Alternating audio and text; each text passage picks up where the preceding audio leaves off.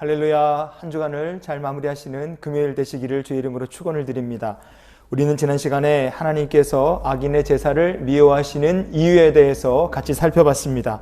제사라는 제도 자체가 문제가 아니라 그 제사를 드리는 사람이 악하냐 아니면 하나님 보시기에 정직하냐, 그 차이가 정말 문제라는 것을 우리가 잊지 말았으면 좋겠습니다. 그래서 오늘도 하나님께서 기뻐하시는 정직한 믿음의 사람으로 주님과 함께 동행하는 우리 모두가 될 수 있기를 원합니다. 오늘 하나님 말씀 잠언 15장 9절을 같이 보시겠습니다. 악인의 길은 여호와께서 미워하셔도 공의를 따라가는 자는 그가 사랑하시느니라. 아멘. 2018년도 말을 기준으로 우리나라에 존재하는 직업의 숫자가 12,145개나 된다고 합니다. 직업 하나당 하나의 인생이 있다면 인생의 길이 우리나라만 따져도 이렇게 다양합니다. 그러니 우리가 하나님의 백성으로서 이 땅을 살기 위해서 모두 다 목사가 되고 모두 다 선교사가 되고 모두 다 신학교에 가야 될 필요는 없다는 걸 우리가 잊지 말아야 됩니다. 하나님의 백성으로서 우리가 할 일은 얼마든지 자기가 택한 직업에서 최선을 다해서 하나님께 영광을 돌리는 삶을 택하는 것, 우리가 해야 될 일은 그것입니다. 그러니 성도가 할 일은 악한 길과 바른 길 중에서 바른 길을 택하는 것이겠죠. 무엇이 악한 길입니까? 하나님의 공의를 따라가지 않는 길이 바로 악한 길입니다. 공의를 따라간다고 번역이 된 히브리어 본문이 라데트 ጼ다카라는 말입니다. 자, ጼ다카라는 말이 공의, righteousness라는 말이고요. 라데트라는 말이 사랑한다 아니면 쫓아간다 이런 뜻을 가진 말입니다. 그래서 공의를 따라간다는 것은 나의 인생을 인도하시는 하나님, 그 하나님을 사랑하면서 부지런히 하나님을 따라간다, 하나님의 공의를 따라간다, 그런 의미를 가진 말입니다. 이런 하나님을 부지런히 따라가야 된다 이 얘기를 들으면 마치 자유는 없고 노예처럼 살아야 되는 것처럼 들릴 수 있습니다. 하지만 하나님의 공의를 따라가는 삶에는 참 자유가 있습니다. 참 자유. 하나님 어떤 분이십니까? 주의 영이 계신 곳에 참 자유가 있다 그랬습니다. 하나님 계신 곳에 우리가 자유를 누릴 수 있습니다. 아담과 하와에게 하나님께서 에덴 동산에서 어떻게 살아야 될 것이냐, 에덴 동산 생활 가이드라인을 주신 게 있어요. 창세기 2장 16절과 17절입니다. 여호와 하나님이 그 사람에게 명하여 이르시되 동산 각종 나무의 열매는 내가 임의로 먹되 선악을 알게 하는 나무의 열매는 먹지 말라. 내가 먹는 날에는 반드시 죽으리라 하시니라. 아멘. 동산 중앙에 있는 선과 악을 알게 하는 나무의 열매는 먹지 말아라. 그러면 나머지는요? 나머지는 다 오케이예요. 여러분, 이게 중요합니다. 이것이 하나님께서 주신 에덴 동산 생활의 가이드라인이었습니다. 유대인의 율법이 613개가 있다고 사람들이 보통 이야기합니다. 그 중에서 뭘 해라 이렇게 하라고 말씀하신 긍정적인 명령은 248개입니다.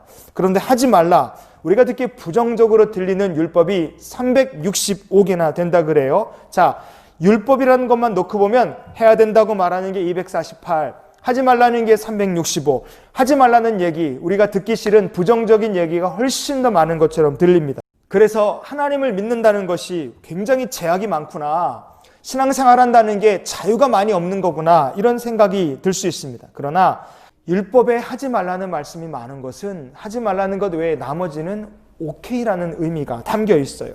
하지만 악인의 길은 어떻습니까?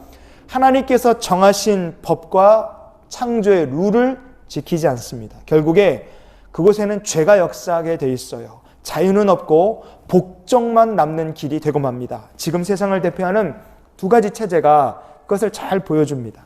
자, 민주주의 국가는 법이나 정책을 만들 때 주로 어떤 식으로 하겠습니까? 많은 사람들의 의견을 모읍니다. 그러나 핵심은 무엇은 안 된다, 그리고 나머지는 오케이, 이런 식으로 이제 법을 만들어 가는 거죠. 하지만 사회주의나 독재 국가는 완전히 반대로 접근을 합니다. 보기에는 이것도 되고 저것도 되고 다 되는 것 같아요. 그러나 문제는 뭡니까? 된다 그랬는데 법이 정해놓은 것만 허락하기 때문에 나머지는 다 안 되는 거예요. 사람이 점점점 어떻게 되느냐? 된다고 말한 것만 오케이고 나머지는 다 안 되기 때문에 결국 모든 것이 안 되는 쪽으로 정해진 틀과 규제, 감시 아래서 사람들이 점점 자유가 없어지고 복종만 남고 노예의 길을 걷게 됩니다. 악인의 길이 바로 이렇습니다. 악인의 길이 이렇게 만드는 사람을 자유함을 뺏어가는 길이 악인의 길이에요. 그러나 성도는 그리스도 안에서 모든 것에 자유함을 누릴 수 있습니다. 바울 사도는요, 우상에게 바친 재물 이야기하면서 이렇게 성도들에게 이야기했어요. 고린도전서 8장 9절을 보시면 그런즉 너희의 자유가 믿음이 약한 자들에게 걸려 넘어지게 하는 것이 되지 않도록 조심하라. 아멘. 우상에게 드렸던 재물을 먹었다고 해서 우리가 지옥 가는 것이 아닙니다.